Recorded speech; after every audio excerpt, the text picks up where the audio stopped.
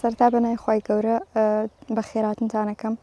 من ناوم سومەیە حەمە جافر کەریمە، دەرچووی کۆلێژی پەروەردەی جەستەیی و زانستە وەرزشەکانی زانکۆی هەڵەبجەم خولێکی ساڵی 2022 بۆ 23 دەرچووم بە پلەی یەکەم. لە ئێستایا من لە دوای خوێندنەکەم کە ماوەی 2-3 ساڵە خوێندنم تەواو کردووە و بە پێی ئەوەی کە لە هیچ شوێنێک نەمتوانیوە دابمەزرێمەوە، تەنانەت یەکەمیەکەشم کێشەی بۆ دروست کردووم لە پەنا بەمە هەر کەرتێکی تایبەتی بە حکومی ئەوەی کە ئەڵێن یەکەمەکان دامەزرێنەوە، یعنی لەژێر ئەو ناونیشانەش وەرناگیرێمەوە لە هیچ شوێنێک. لە ئێستایا هاتوومەتە دەرودەشت و بە پێی وەرزەکان هەر شتێک لەو وەرزە هەبێت و هەر بەروبوومێکی خۆماڵی هەبێت کار لەسەر ئەو بەروبوومەکەین و کرێکاری خۆمانەکەین.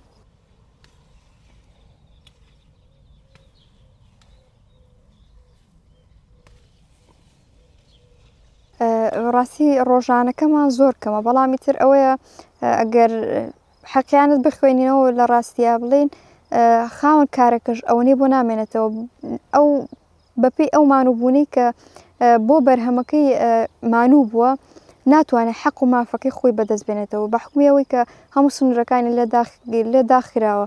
حکومەت هاوکاریکی وایان ناکات کە بتوانن قەرەبووی مانووبوونی خۆیان بکەنەوە. لە پای ئەوە ئێمەش یعنی ئەو بڕەپاری وەرەگرین حەقی مانووبوونمان نییە.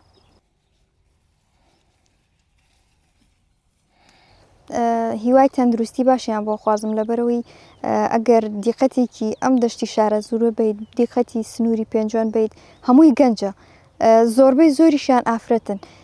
ئەوەیاڵەی چۆنەڵێ ئافرەتەکە بە پارەیەکی کەم ڕازیە، ناچارە لەبەرەوەی ماڵی وا هەیە 6-7 کچی هەیە، ئیتر برای نییە یان باوکە فریا ناکە یەنە دەرەوە دەرمدەشتەوە بۆ کرێکاری مانووە بن ڕاستیت. بەڵامی تر ئەوەیە دەستیان خۆش بێت، چاوەڕێ هیچی کە ناکەن، چاوەڕێەوە ناکەن کەسێ خێریان پێ بکات، دەستی ماندوو لەسەر سکی تێر هەوڵی خۆیان نەدەن، لەشیان ساغ بە مانوو نەبن، بەردەوام بن.